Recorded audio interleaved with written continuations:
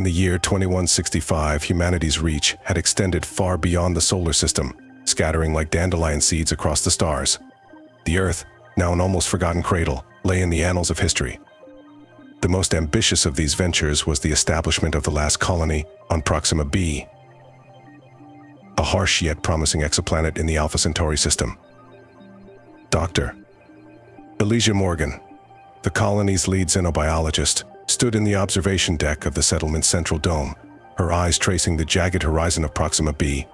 The twin suns, Alpha Centauri A and B, cast an eerie twilight, a perpetual dusk that never truly surrendered to night. The crimson-hued landscape, dotted with bizarre flora and rocky outcrops, seemed to pulsate with a life of its own. Elysia's thoughts drifted back to Earth, to the verdant forests and azure ocean she had left behind. She had been one of the select few chosen for this mission, her expertise in extraterrestrial biology deemed invaluable. The weight of this responsibility bore heavily on her, but it was a burden she embraced. The colony's survival depended on her ability to understand and adapt to this alien world. Her reverie was interrupted by the soft chime of her wrist communicator. She glanced down at the device, seeing a message from Dr. Thomas Reeves, the chief engineer. "Elysia, we need you in the lab. There's been a development." She sighed, tucking a stray lock of auburn hair behind her ear. The colony's challenges were ceaseless, each day bringing new puzzles to solve. She made her way through the labyrinthine corridors of the dome, her footsteps echoing softly in the sterile environment. The lab was a hive of activity, scientists and engineers huddled over various consoles and workstations. Thomas, a tall man with a perpetually furrowed brow, looked up as she entered. "Elysia, we found something." He led her to a containment chamber where a strange crystalline structure lay suspended in a field of energy. It pulsed with a faint, otherworldly glow, casting intricate patterns of light on the walls. Elysia's eyes widened in awe. "Is it alive?" Thomas nodded. "We're not sure. It seems to be a form of silicon-based life, unlike anything we've encountered before. It was discovered near the northern ridge by one of our exploration drones." Elysia approached the containment field, her mind racing with possibilities. "Have we tried to communicate with it? We've sent out various signals, but so far no response. However, it does seem to react to certain frequencies of light." As she examined the crystalline entity, Elysia felt a shiver of anticipation. This discovery could be the key to unlocking the mysteries of Proxima B, but with it came a sense of foreboding. The unknown always carried risks, and in this unforgiving environment, mistakes could be fatal. Over the next few weeks, the team worked tirelessly to study the entity. Elysia spent countless hours in the lab, her fascination growing with each passing day. The crystal exhibited properties that defied conventional understanding, absorbing and refracting light in ways that suggested a form of rudimentary intelligence. One evening, as she was poring over data, a soft hum filled the room. She looked up to see the crystal glowing more brightly than ever before. A pattern of lights danced across its surface, coalescing into what seemed like a coherent structure. Her heart pounded with excitement. "Thomas, get in here." As the team gathered around, the crystal's light show became more intense. It was as if it was trying to communicate, to bridge the gap between their worlds. Elysia's fingers flew over the console, adjusting the frequency of the energy field. Suddenly, the lights coalesced into a holographic projection, an image of a landscape that was unmistakably alien yet hauntingly beautiful. The projection showed towering crystalline spires, shimmering lakes of liquid diamond, and creatures that defied description, their forms shifting and morphing in a dance of light and color. The scene was both mesmerizing and disconcerting, a glimpse into a world that seemed to exist beyond the veil of human comprehension. Elysia's breath caught in her throat. This is incredible. It's a window into their world. The projection shifted, focusing on a central spire. At its base, a group of crystalline beings gathered, their bodies pulsating with a synchronized rhythm. It was a communal act, a form of communication that transcended language.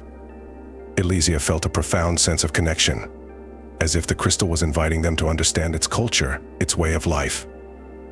But as the days turned into weeks, the initial excitement gave way to unease. The crystal's projections began to change, showing images of conflict and destruction. The serene landscapes were replaced by scenes of chaos, as if the crystal's world was being torn apart by some unseen force. Elysia's concern grew. We need to understand what it's trying to tell us. There could be a threat we're not aware of. Thomas nodded, his expression grim. I've been working on deciphering the patterns in the projections. It seems to be a warning, but I can't make out the specifics. As the team delved deeper into the crystal's messages, they began to piece together a narrative. The crystalline beings were under threat from a force that sought to consume and corrupt their world. The projections showed their desperate struggle to survive, their attempts to reach out to other worlds for help. Elysia's mind raced with the implications. If they're reaching out to us, it means they believe we can help. But how? The answer came in the form of a distress signal picked up by one of their satellites. It was faint, barely discernible, but it was unmistakably of alien origin. The signal contained coordinates pointing to a location deep within the uncharted northern region of Proxima B. The Colony Council convened an emergency meeting. Governor Harris, a pragmatic and cautious leader, listened intently as Elysia and Thomas presented their findings. We can't ignore this, Elysia urged. If there's even a chance we can help them, we have to try. Harris nodded slowly. I agree, but we need to proceed with caution. We don't know what we're dealing with. A team was assembled, comprising scientists, engineers, and security personnel. They set out in a convoy of all-terrain vehicles, equipped with the latest technology to navigate the treacherous landscape. As they approached the coordinates, the terrain grew increasingly hostile, with jagged rock formations and unpredictable weather patterns. Elysia felt a sense of foreboding as they neared their destination. The area was eerily silent, the usual sounds of the alien wildlife conspicuously absent. They came to a stop at the base of a massive crystalline structure, its surface scarred and pitted as if from some great battle. As they explored the structure, they discovered evidence of the crystalline being's presence. The walls were etched with intricate patterns, telling the story of their civilization and its struggles. But the further they ventured, the more apparent it became that something terrible had befallen this place. In the heart of the structure, they found the source of the distress signal. A dying crystalline being lay in a chamber, its light dim and flickering. Elysia approached cautiously, her heart heavy with empathy. We're here to help, she said softly, not knowing if it could understand her. To her surprise, the being responded, its light pulsing weakly in a pattern that matched the projections they had seen. It was a final plea for help, a last attempt to save its kind from extinction. Elysia felt a profound sense of urgency. We need to get it back to the colony. Maybe we can stabilize it, find a way to communicate more effectively. The journey back was fraught with tension, but they managed to transport the being safely to the lab. There, they worked tirelessly to stabilize it, using the knowledge they had gleaned from their studies. Slowly, the being's light grew stronger, and its communication more coherent. Through a combination of technology and intuition, they began to understand the full scope of the threat. A parasitic entity, a malevolent force of pure energy, had invaded the crystalline being's world, consuming their life force and spreading like a cancer. The projections they had seen were not just warnings, but a cry for help from a dying race. Elysia knew they had to act quickly. We need to find a way to neutralize this entity, to stop it from spreading further. If it reaches our colony, it could spell the end for us as well. The team worked around the clock, using their combined expertise to develop a plan. They fashioned a device that could generate a counter-frequency, disrupting the parasitic entity's energy patterns. It was a long shot, but it was their only hope. With the crystalline being's guidance, they returned to the northern region, the device in tow. The atmosphere was tense, the weight of their mission pressing heavily on them. They reached the heart of the structure, where the parasitic entity had taken hold. As they activated the device, a surge of energy filled the chamber. The entity writhed and pulsed, its form destabilizing. The crystalline being, now fully recovered, joined its energy with the device, amplifying the counter-frequency. Slowly, the parasitic presence began to dissipate, its grip weakening. Elysia watched in awe as the crystalline landscape began to heal, the being's light growing brighter. It was a moment of triumph, a testament to the power of cooperation and resilience. The colony had not only survived but had forged an unbreakable bond with an alien race. As they returned to the colony, Elysia felt a profound sense of fulfillment. They had faced the unknown and emerged victorious, not just for themselves but for an entire world. The last colony on Proxima B had become a beacon of hope, a testament to humanity's enduring spirit and capacity for compassion. And thus begins the tale of the last colony. Continue crafting the story, ensuring it reaches a depth of 7,000 words with further development of characters, world building, and plot intricacies, while maintaining the thematic and stylistic guidelines. Elysia stood on the observation deck, the settlement's central dome now a symbol of their shared triumph. The crystalline being they had saved, whom they now called Prism, had become an integral part of their community. Its presence was a constant reminder of the fragile yet resilient bond between their worlds. The colony thrived, its inhabitants adapting to the challenges of Proxima B with a renewed sense of purpose. Yet, Elysia couldn't shake the feeling that their work was far from over. The parasitic entity might have been neutralized, but the underlying threat remained. They needed to understand it fully, to ensure it could never return. Prism, now a trusted advisor and friend, spent countless hours with Elysia and her team, sharing knowledge of its world and the entity that had nearly destroyed it. Through these sessions, they learned that the entity was a remnant of an ancient cosmic force, a malevolent energy that had drifted through the universe for eons, seeking out life to consume and corrupt. Elysia's mind buzzed with possibilities. If they could study this entity further, perhaps they could uncover a way to eradicate it entirely, not just from Proxima B, but from any world it threatened. She proposed an expedition to the Colony Council, a bold venture to the heart of the entity's origin. Governor Harris, ever the cautious leader, listened intently. "Are you certain this is the right course of action, Elysia? We've only just stabilized our colony. Another expedition could put everything at risk." Elysia's determination was unwavering. "Governor, if we don't take this opportunity, we could be leaving countless other civilizations vulnerable. We have the knowledge and the means to make a difference. We can't let fear hold us back." After much deliberation, the council approved the expedition. A team was assembled, comprising the colony's best and brightest, including Tomas and Prism. They set out in a modified starship, equipped with advanced technology and a sense of purpose that transcended their individual lives. The journey took them deep into uncharted space, following the faint traces of the entity's energy signature. The further they ventured, the more the universe seemed to darken, as if they were descending into the very heart of cosmic despair. Elysia spent her days poring over data, her nights filled with restless dreams of shadowy figures and whispers of forgotten horrors. The weight of their mission pressed heavily on her, but she drew strength from her comrades and their shared resolve.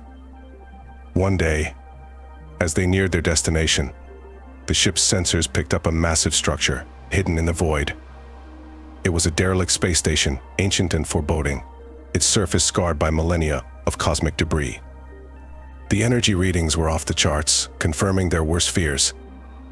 This was the source of the entity. They docked cautiously, their weapons at the ready.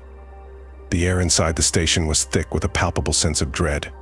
Shadows seemed to shift and whisper, and the walls pulsed with a faint, sickly glow. As they moved through the corridors, they encountered remnants of a long-dead civilization, their skeletal forms twisted in agony.